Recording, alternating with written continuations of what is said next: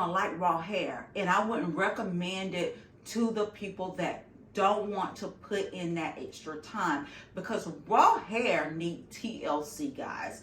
You need to make sure that you're using the right shampoo and conditioner. You need to make sure that you're using conditioners that have moisture in it to put it back into that hair, because you need to understand when they cut it from that one donor, hair is losing that source of nourishment from that person.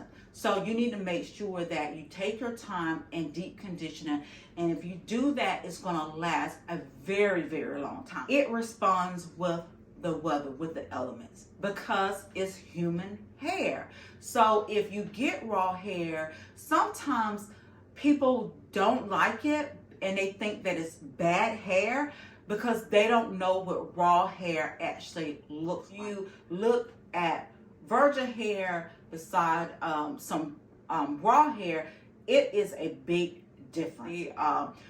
You know, look at other hair and it's shiny, but raw hair is not like that. It is in the rawest form, meaning that it's natural hair. It has not been processed. It has not been permed or steamed or anything, okay? So it's in the raw form of natural hair. So sometimes it looks kind of frizzy, things like that, because again, it's going to react to the element. And if you're not used to that, you're not going to like raw hair. Now, raw hair is the top tier hair. That's the top. That's the creme of the creme, okay? So it's premium hair. Now, when you get raw hair, I do want you to understand that it's just only 3 textures. And those textures is straight, curly, and wavy. That's it.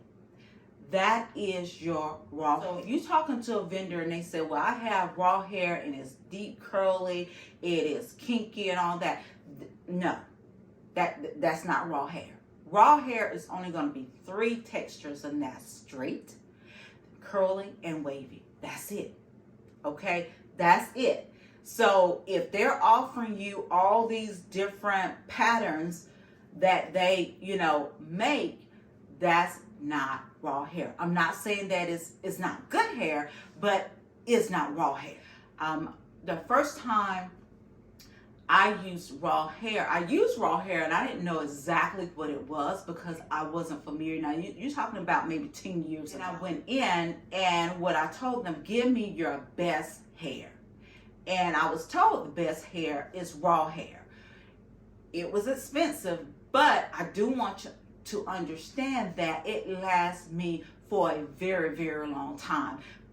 One thing, I took care of the hair. I took care of the hair just like it was my hair growing out of my scalp. I shampooed it every 2 weeks. I did my deep condition. I did all the things that I need to do with that hair.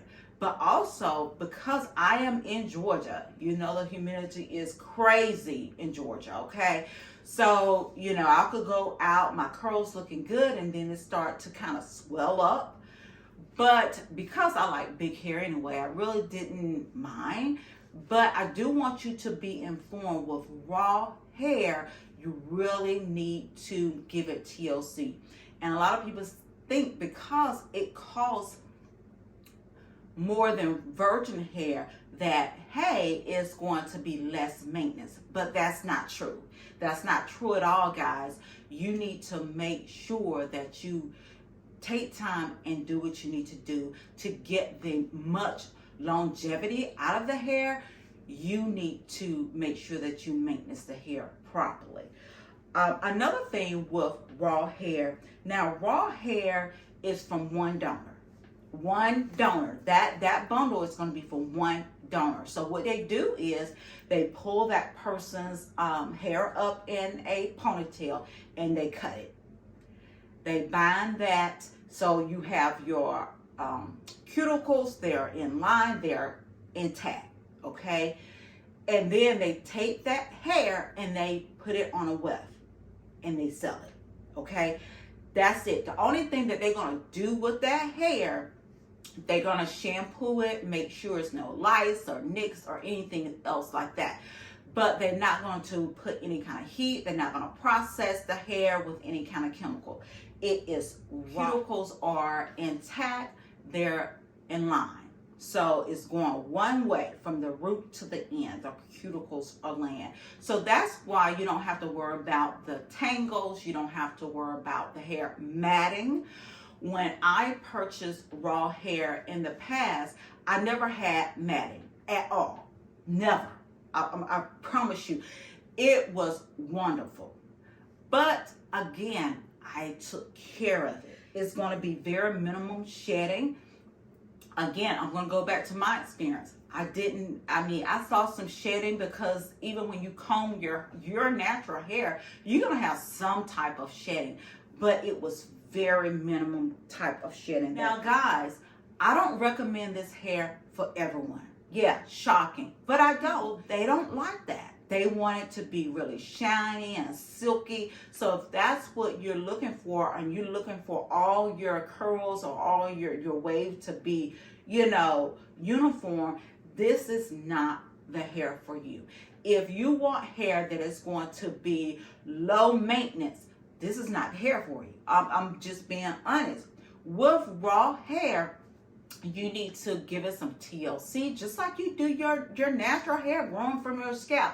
You need to make sure that you're shampooing it, you're doing deep conditioners on it. If you do what you need to do, it will last for a very long time. I promise you. But again, if you want that shiny, uniform look, you do not want to invest in raw hair.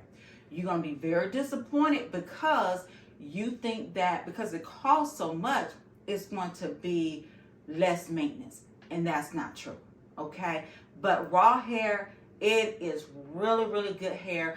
Again, another thing that I want to let you know is the hair industry is no regulation.